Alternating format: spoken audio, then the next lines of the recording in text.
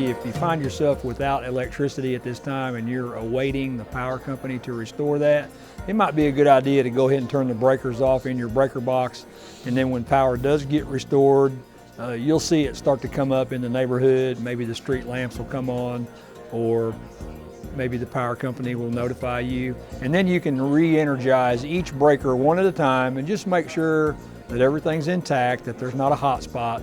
And by all means, if you turn a breaker on and you see a spark or you smell smoke or you think something is too hot, you need to safely shut the breaker off if you can, and then we want you to call us at 911 and we can send an engine company to check for fire danger. If you've been using gas all this time and that service wasn't interrupted, you might be okay. But if you find yourself where the gas was shut off, if you had a gas stove that you used to cook on and you went to use it yesterday morning and the gas wasn't on, then you may need to have the gas turned off at your private residence. And then if you're not sure about what to do or how to handle that, you may need to speak with the utility company. We don't want you to turn the gas back on to your house and maybe there's a fracture somewhere that could cause you a problem later or a health situation. The stormwater and wastewater systems are probably overwhelmed or at capacity now. So until you get further notice, just try to flush as little as possible, do as little as laundry as needed as possible. Maybe you can hand wash some dishes instead of running the dishwasher, and just try to conserve everywhere you can until you receive notice that everything is a system normal again. It's fine to use propane as long as it's outdoors, and that includes not running that in the garage. And so as you go to different places, convenience stores, other places to get propane, you need to make sure that you get a good bottle. If you happen to buy a propane bottle that has a green or discolored valve in it, you don't need to get that one, and you need to point that out to the people at the store because it's probably had some other chemical in it besides propane, and it's not a good candidate, and those have been shown to cause a problem later on down the road. So if you're using propane for anything, make sure it's ventilated and outside the structure. Generator safety, again, can't stress enough the fact of reading the owner's manual for the generator from cover to cover.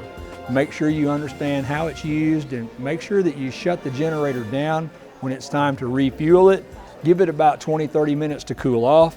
And then while you're running the generator, it's important to make sure you have a UL listed or an FM factory mutual approved extension cord that is a heavy enough gauge, probably a 14 gauge, 12 gauge cord, and that determines the thickness and how much current it can carry. And as you run that cord into the house, you need to put a plug-in on the end of it that will only let you put 5 or 6 other small items, a lamp, a microwave, possibly a radio, charge up your cell phone, that kind of thing. Don't put more than one of those multiversal plugs on the end.